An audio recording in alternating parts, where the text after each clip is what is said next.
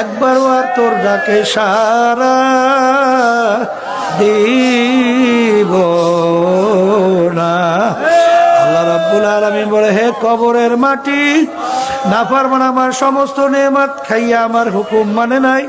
হে কবরের মাটি, দুই পাশ থেকে এমন ভাবে চাপ মারো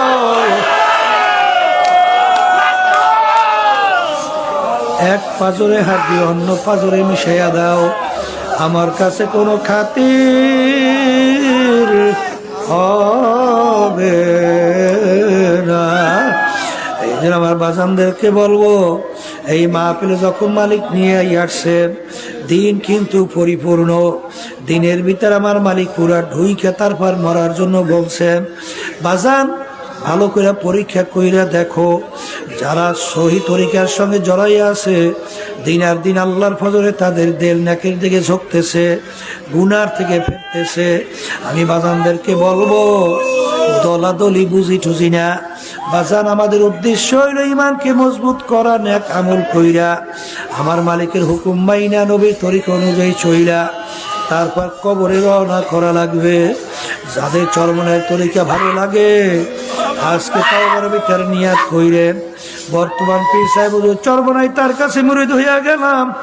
আর যাদের চরমনের তরিকা ভালো লাগবে না, যে কোনো এক সহি তরিকায় যান, মালিকের পাগল হন, চোখে পানি নিয়ে কবরে রওনা করেন।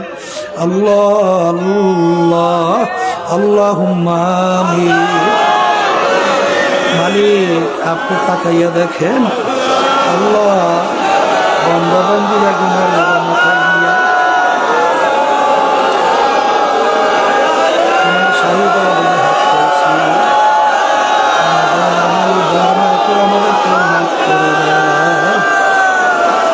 ঘরের মেয়ে লোকের হাত উঠাও, দু চোখের পানি ফেলাও, মাওলার দরবারে কান্দ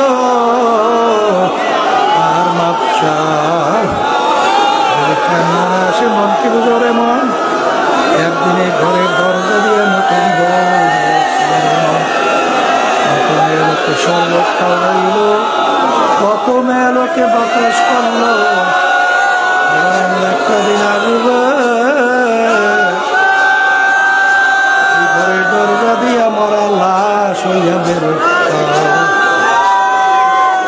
ছেলে কান্দে মামা করে, কান্দে মামা করে,